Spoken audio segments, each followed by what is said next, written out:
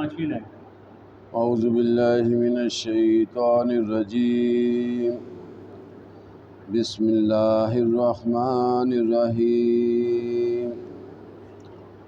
الحمد للہ وحدہ والصلاة والسلام علی من لا نبی بعدہ اللہم اعنی علی ذکرک وشکرک وحسن عبادتک آمین۔ سورہ بقرہ کی 16 نمبر آیت سے انشاءاللہ شروع کر رہے ہیں۔ مثلہم مثال ان کی کمثل جیسے مثال الذی وہ جس نے استوقد نارا جس نے بھڑکائی آگ۔ یہ جو پچھلی آیت میں ہم نے پڑھا تھا کہ جنہوں نے گمراہی کو اختیار کیا بدلے ہدایت کے، یعنی اللہ اور اللہ کے رسول کی بات کو نہیں اپنایا، انہوں نے گمراہی پر رہنا پسند کیا، تو اب اللہ تعالیٰ ان کی ایک مثال دے رہے ہیں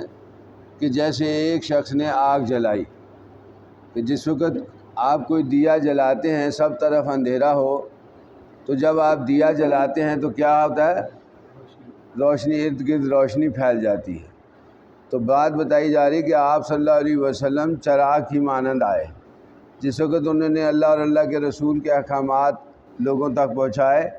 تو بہت سے لوگ جو تھے ارد گرد کے لوگ وہ ایمان لے آئے۔ فلما پھر جب اضاءت روشن ہو گیا ماحول ہو اس کا ارد گرد،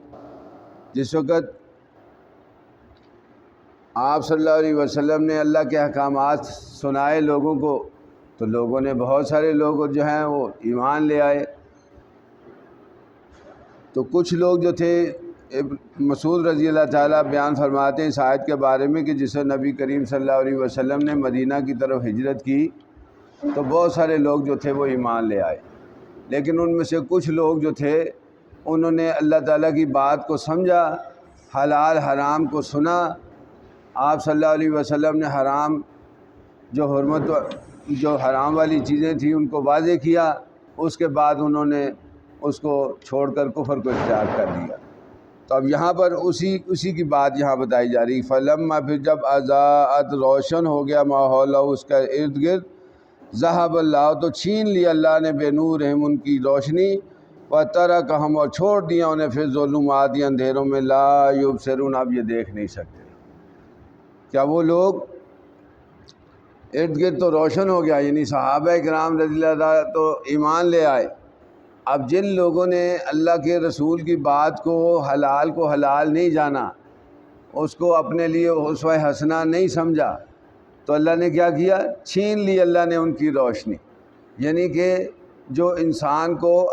اچھی بات کو اپنانے کی جو توفیق ہوتی ہے وہ اللہ تعالیٰ نے ان سے چھین لی، برائی کو برا جاننے کی جو توفیق ہوتی ہے وہ اللہ نے ان سے چھین لی اور چھوڑ دیا ان کو اندھیروں میں، یعنی انہی برائیوں کے اندر۔ لا یبصرون اب یہ دیکھ نہیں سکتے، ان آنکھوں کے باوجود اب یہ صراط المستقیم کا راستہ دیکھ نہیں سکتے۔ سمن بہرے ہیں، بکمن گونگے ہیں، عمیٌ اندھے ہیں، فہم پس وہ لا یرجعون یہ لوٹنے والے نہیں۔ اب اللہ تعالیٰ فرماتے ہیں ایسے لوگ جو ہیں یہ بہرے ہیں، گونگے ہیں، اندھے ہیں، اب یہ دین کی طرف لوٹنے والے نہیں، اب انہوں نے اللہ کی بات کی طرف رجوع نہیں کرنا۔ ایک اور مثال سے اللہ تعالیٰ اور سمجھا رہے ہیں ان کافروں کی بابت سے۔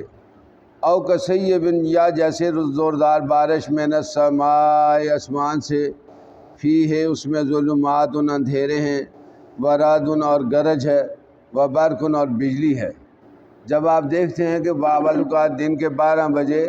اچانک بادل آتے ہیں تو دھوپ ختم ہو جاتی ہے، اندھیرا سا چھا جاتا ہے، پھر آپ دیکھتے ہیں کہ زوردار بارش شروع ہو جاتی ہے، پھر آپ دیکھتے ہیں کہ اس میں بجلی کی کڑک بھی شروع ہو جاتی ہے۔ یجعلون ٹھونس لیتے ہیں اصابعہم اپنی انگلیاں، فی اذانہم اپنے کانوں میں، من الصواعق کے کڑک کے ڈر سے، حذر الموت اور موت کے ڈر سے۔ اب یہ کافر لوگ جو ہیں جس وقت یہ بجلی کی گڑ گڑ گڑ ہوتی ہے، بجلی کی چمک ہوتی ہے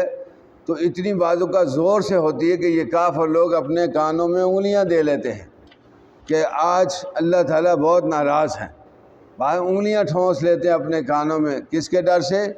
گرج کے ڈر سے اور موت کے ڈر سے، یعنی جس نے یہ نظام بنایا ہے اس سے نہیں ڈرتے، بجلی سے ڈرے ہیں، موت سے ڈرے ہیں، امریکہ سے ڈریں گے، بموں سے ڈریں گے، موذی جانور سے ڈریں گے، لیکن اللہ سے نہیں ڈرتے۔ جس نے یہ نظام بنایا اس سے نہیں ڈرتے۔ تو اللہ تعالیٰ فرماتے ہیں واللہ اور اللہ محیط بالکافرین، اللہ احاطہ کیا ہوا ہے کافروں کا، یعنی ایسے لوگوں کو اللہ تعالیٰ نے کافر قرار دیا کہ جو وسائل و ذرائع سے تو ڈرتے ہیں لیکن اللہ کا ڈر، اللہ کا خوف ان کے دل میں موجود نہیں ہے۔ یکاد البرق کو قریب ہے کہ بجلی یخطف اچک لے ابصارہم، ان کی نگاہیں، یعنی جس آنکھوں سے یہ دیکھ رہے ہیں کہ بجلی کی چمک ہو رہی ہے، بہت زیادہ کڑک ہو رہی ہے، بجلی چمک رہی ہے، لیکن پھر بھی اپنے رب کو نہیں پہچانتے کہ اللہ تعالیٰ نے یہ نظام بنایا ہے اور کہ اللہ تعالیٰ خود کتنی عظمتوں والے اور کتنی شانوں والے۔ تو اللہ تعالیٰ فرماتے ہیں کہ اگر اللہ تعالیٰ اسی بجلی کو حکم دے دیں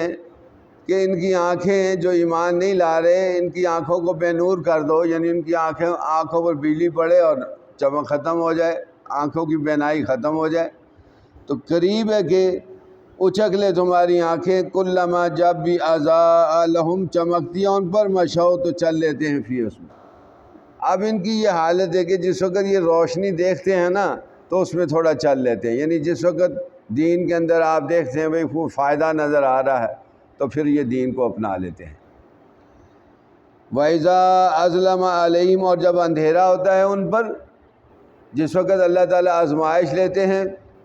تھوڑی سی بیماری آ گئی یا مسلمانوں کو شکست کا سامنا کرنا پڑ گیا، جب ان پر اندھیرا ہوتا ہے کام تو وہیں وہ رک جاتے ہیں، کھڑے ہو جاتے ہیں، پھر وہ آگے دین پر نہیں چلتے۔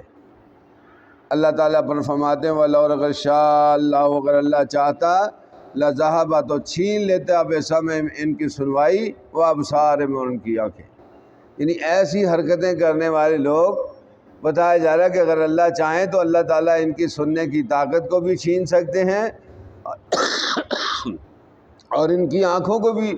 اللہ بے نور کر سکتے ہیں۔ ان اللہ بے شک